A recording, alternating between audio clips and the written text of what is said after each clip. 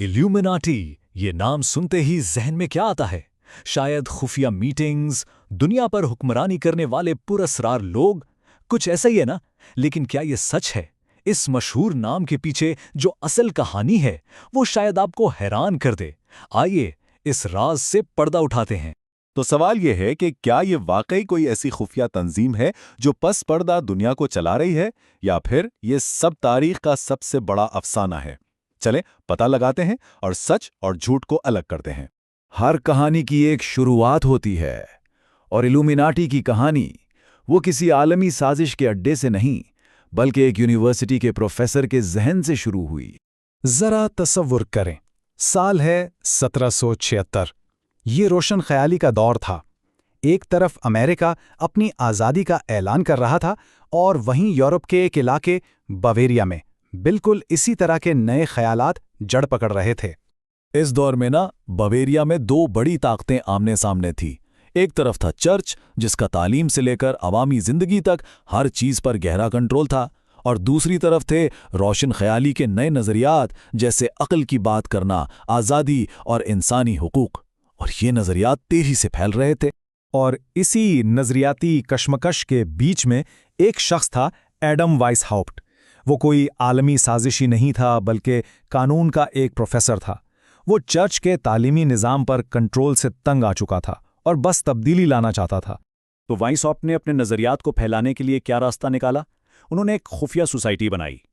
आइए देखते हैं कि ये छोटा सा ग्रोह कैसे बना और कैसे इतना फैल गया। वाइसहाउप्ट ने एक बहुत होशियार कदम उठाया। उस वक्त की एक मशहूर और बाअसर सोसाइटी थी फ्रीमेसन्स। उन्होंने इसी का पूरा ढांचा और तौर तरीके कॉपी कर लिए।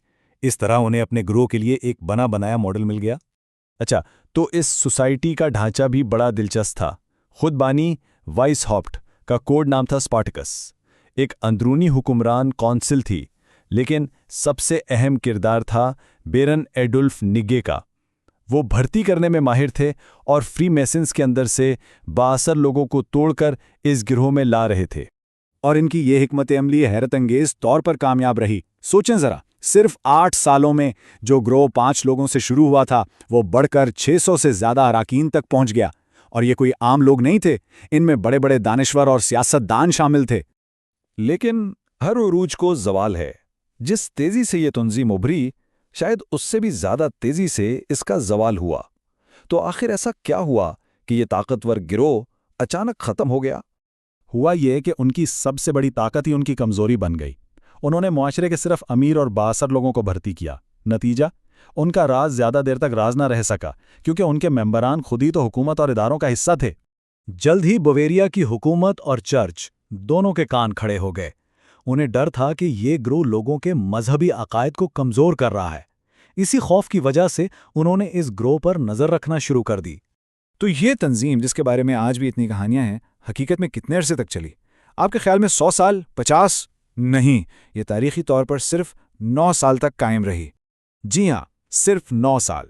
और फिर इल्यूमिनाटी की कहानी खत्म हो गई। ये कोई लंबी खुफिया जंग नहीं थी, बल्कि एक तेज और फैसलाकुन अंजाम था। असल में हुआ ये कि 1784 में बवेरिया के हुक्मरान ने तमाम खुफिया सोसाइटियों पर पाबंदी लगा दी। बस फिर क्या था, इल्यूमिनाटी ताश के पत्तों की तरह बिखर गई। उनके सारे रिकॉर्ड्स हुकूमत ने जब्त कर लिए और उसके बानी वाइसहाउप्ट को मुल्क से ही निकाल दिया गया। लेकिन यहाँ एक बहुत दिलचस्प मोड़ आता है। अगर इल्यूमिनाटी इतनी जल्दी खत्म हो गई थी, तो फिर आज ये एक आलमी साजिश की अलामत कैसे बन गई? असल में कहानी तो इस तंजीम के खात्मे के बाद शुरू होती है। इस टाइमलाइन को जरा गौर से देखें। 1785 में इल्यूमिनाटी सरकारी तौर पर खत्म हो गई। ठीक 4 साल बाद फ्रांसीसी इनकलाब शुरू हुआ, लेकिन फिर भी कुछ लिखने वालों ने दावा करना शुरू कर दिया कि ये इनकलाब इल्यूमिनाटी ने करवाया था। मतलब एक ऐसी तंजीम ने जो इस वक्त मौजूद ही नहीं थी।